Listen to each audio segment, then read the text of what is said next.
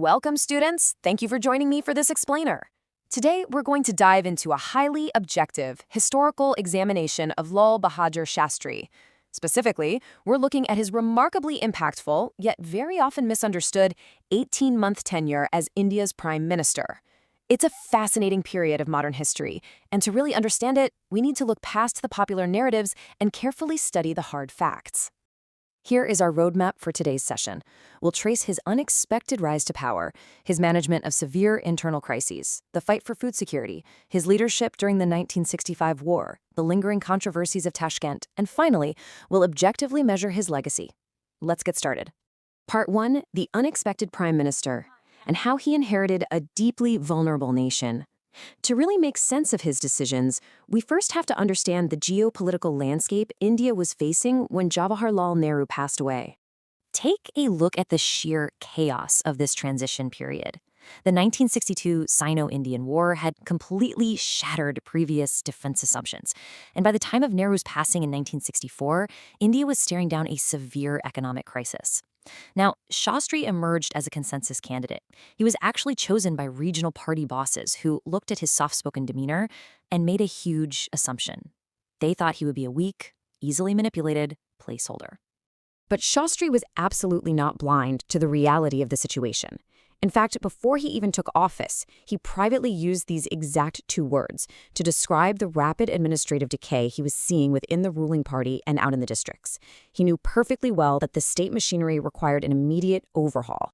Moving into our second section, governance and internal crises, let's examine how he went about fundamentally reshaping the balance of power within the government. You see, he completely moved away from Nehru's decentralized cabinet approach. Shastri actually changed the very foundation of how the Indian executive functions. He permanently centralized authority by creating the Prime Minister's Secretariat. By placing a brilliant civil servant, L.K. Jha, at the helm, this new office allowed Shastri to bypass sluggish traditional ministries.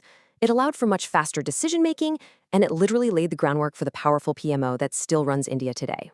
But this new centralized control was tested almost immediately by a massive internal crisis. Early in 1965, the Home Ministry aggressively pushed a transition to make Hindi the sole official language. This triggered massive, violent, anti-Hindi agitations down in Madras state, which tragically resulted in the loss of life. Now, while his administration definitely failed to anticipate the scale of this linguistic anxiety at first, Shastri eventually stepped in. He pragmatically overruled his own Home Ministry to guarantee the continued use of English, which ultimately preserved the nation's fragile linguistic cohesion. Now, let's turn to Section 3 and see how this transitions into an even larger existential threat, the fight for food security, or what was known as the ship-to-mouth crisis. During this exact same time, severe droughts were pushing millions toward starvation. India was heavily reliant on American wheat through the PL 480 program. U.S. President Lyndon Johnson decided to use a short tether policy, basically delaying wheat shipments on purpose to pressure India regarding its economic and foreign policies, especially its stance on Vietnam. Well, Shastri completely refused to capitulate. Instead, he weaponized national unity. He coined the famous slogan, Jai Jawan, Jai Kisan, essentially asking every citizen to fast one day a week. The goal was to build domestic resilience and stand firm against foreign coercion. But of course, fasting is only a temporary fix. Structurally, Shastri took a massive institutional gamble. He empowered his agriculture minister, C. Subramaniam, to bypass traditionalist opposition and roll out high-yielding variety seeds alongside minimum support prices. If we look at the long-term data, this precise move laid the factual foundation for India's green revolution. It's what ultimately transformed a starving nation into a self-sufficient grain exporter. Next, let's carefully map out the military escalation of 1965. This was a defining moment of his tenure, driven largely by Pakistani miscalculations regarding how vulnerable India supposedly was. The conflict unfolded at a breakneck pace. First, Pakistan launched Operation Gibraltar, infiltrating forces right into Kashmir. India responded firmly by capturing the strategic Haji Pir Pass. In retaliation, Pakistan launched a massive armored offensive toward Aknor, which actually threatened to sever Jammu and Kashmir entirely from the rest of India. Facing this absolute military emergency, Shastri made a bold benchmark decision. He authorized the Indian army to cross the international border toward Lahore.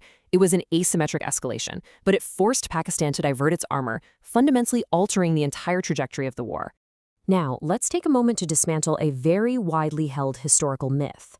Popular belief says that India accepted a ceasefire because it simply ran out of ammunition, but official military records prove otherwise. The Indian army had expended only 14% of its frontline stock. Because both sides retained roughly equal armored strength, a rapid, decisive victory was virtually impossible for either nation. The ceasefire wasn't about running out of bullets. It was a highly pragmatic cabinet decision to stop bleeding a drought-stricken economy. Objectively speaking, though, we must also note the serious institutional shortcomings of the time. The administration did achieve its political objective of deterring aggression, but it happened despite a massive intelligence failure. Both civilian and military intelligence completely failed to detect the initial Pakistani troop and armor buildups. This caught the administration totally unprepared on an operational level, which is exactly what forced that high-risk escalation on the Lahore front in the first place. Which brings us to the conclusion of the war, and to the most hotly debated aspects of his tenure, the post-war negotiations and his sudden demise. In January 1966, under Soviet mediation, the Tashkent Declaration was signed. It required both nations to withdraw to their pre-conflict positions. Now, crucially, this mandated the return of the Hajipur Pass to Pakistan. This specific diplomatic concession provoked deep resentment within the Indian military and the general public, because it meant surrendering a strategic choke point that soldiers had captured at a very high human cost. And then, quite literally, hours after signing this accord, Shastri tragically passed away in Tashkent. When reviewing the evidence here, it is vital to separate verified medical consensus from public speculation. Officially, Soviet and Indian doctors attributed his death to a heart attack. However, we have to acknowledge a complete lack of forensic transparency. There was rapid embalming, no autopsy was performed in either country, and later, the 1977 Rajnaran Committee investigation records simply vanished. These missing state records have sustained enduring conspiracy theories regarding poisoning, theories that remain entirely unproven but still intensely debated today. Finally, let's step back and synthesize all these historical facts into a balanced, comparative evaluation of his leadership. If you consult different historiographical schools, you'll see they highlight very varying strengths, which just shows how multifaceted this short administration truly was. Socialist and liberal academics tend to focus on his institutional reforms, his personal integrity, and his pragmatic approach to agriculture. On the other hand, nationalist historians celebrate his firm challenge to Western diplomatic pressure and his incredibly decisive military leadership in 1965. And the thing is, both perspectives draw upon completely valid historical evidence. When we put together an objective scorecard of his tenure, we see a leader who scored exceptionally high on administrative impact. He brilliantly seated the modern prime minister's office and the agricultural infrastructure that quite literally saved India from famine.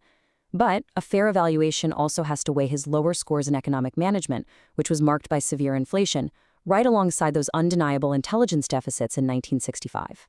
So, I want to leave you with a rather profound paradox to consider.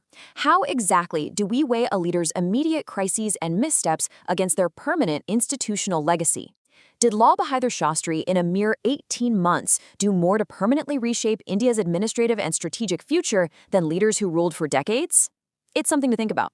Thank you for learning with me today, students.